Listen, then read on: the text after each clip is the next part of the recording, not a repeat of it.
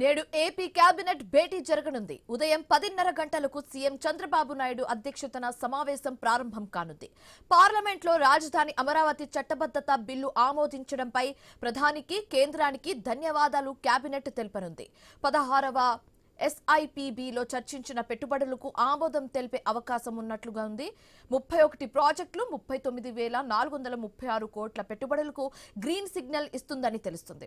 అలాగే అమరావతి క్వాంటమ్ వ్యాలీలో 3 సంస్థల ఏర్పాటుకు ఆమోదం తెలిపే అవకాశం ఉంది. ఫీజు రెగ్యులేటరీ కమిటీ ఏర్పాటు ఆర్డినెన్స్ కు కేబినెట్ ఆమోద ముద్ర వేయనుంది. అలాగే కేబినెట్ భేటీలో అమరావతి నిర్మాణంపై చర్చించే అవకాశం కూడా ఉన్నట్లుగా తెలుస్తుంది.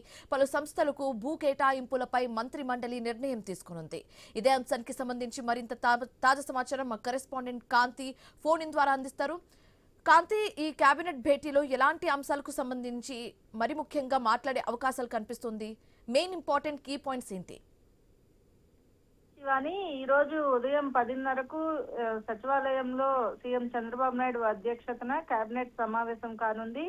పార్లమెంట్ లో రాజధాని అమరావతి చట్టం ఆమోదం నేతృత్వంలో ప్రధానికి, కేంద్ర ప్రభుత్వానికి కేబినెట్ ధన్యవాదాలు తెలుపనుంది. ఇక 16వ ఎస్ఐపిబి సమావేశంలో తీసుకున్నటువంటి నిర్ణయాలు, చర్చించినటువంటి పెట్టుబడులకు ఆమోదం తెలుపనుంది. 31 ప్రాజెక్టులు 39,436 కోట్ల రూపాయల పెట్టుబడులకు కూడా ఏపీ కేబినెట్ ఆమోద ముద్ర వేయబోతోంది. ఇక అమరావతిలో క్వాంటమ్ వ్యాలీలో 3 సంస్థల ఏర్పాటుకు, ఫీజు రెగ్యులేటరీ కమిటీ ఏర్పాటుకు, ఆర్డినెన్స్ కు కూడా ఆమోదం తెలుపనుంది. అమరావతి రాజధాని నిర్మాణం పైన, పలు సంస్థలకు భూ కేటాయింపుల పైన కూడా ఈ రోజు కేబినెట్ లో చర్చించే అవకాశం కనిపిస్తా ఉంది. ఇక కీలక అంశాల ఎజెండాల ఆమోదంపై చర్చించేందుకు ఈ సమావేశంలో ప్రధానంగా చర్చించబోతున్నారు.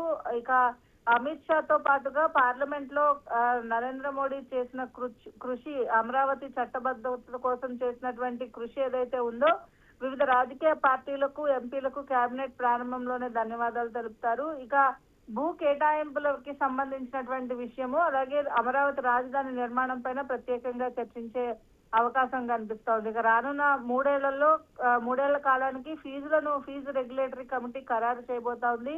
ప్రైవేట్ యూనివర్సిటీల ఏర్పాటులో కొంత వెసులుబాటు కల్పించడంలో చట్ట సవరణ చేయబోతున్నారు. ముఖ్యంగా రాజకీయ అంశాలపైన కేబినెట్ సమావేశం ముగిసిన తర్వాత, ప్రతి కేబినెట్ తర్వాత కూడా మంత్రులతోటి తాజా రాజకీయ పరిణామాలపైన సీఎం చంద్రబాబు నాయుడు చర్చిస్తారు. దాంట్లో భాగంగా ముఖ్యంగా ఇప్పుడు జగన్మోహన్ రెడ్డి తీసుకొచ్చినటువంటి మావిగన్ ప్రచారం పైన ఎప్పటికప్పుడు మంత్రులు అలర్ట్ గా ఉండాలని సూచించే అవకాశం కనిపిస్తా ఉంది. ఇక సోషల్ మీడియా దుష్ప్రచారం పైన కూడా మంత్రులకు సూచనలు చేసే అవకాశం కనిపిస్తోంది. త్వరలో కూటమి ప్రభుత్వం 2 ఏళ్లు పూర్తి చేసుకున్న నేపథ్యంలో జనంలోకి వెళ్లాలని, ఆంధ్రప్రదేశ్ కి సంబంధించినటువంటి అంశాలు ప్రజలకు వివరించాలని కూడా సీఎం చంద్రబాబు నాయుడు కేబినెట్ ముగిసిన తర్వాత మంత్రులతోటి ఈ అంశాలన్నిటిపైన కూడా చర్చించే అవకాశం ఉంది. Shivani, thank you Kanthi.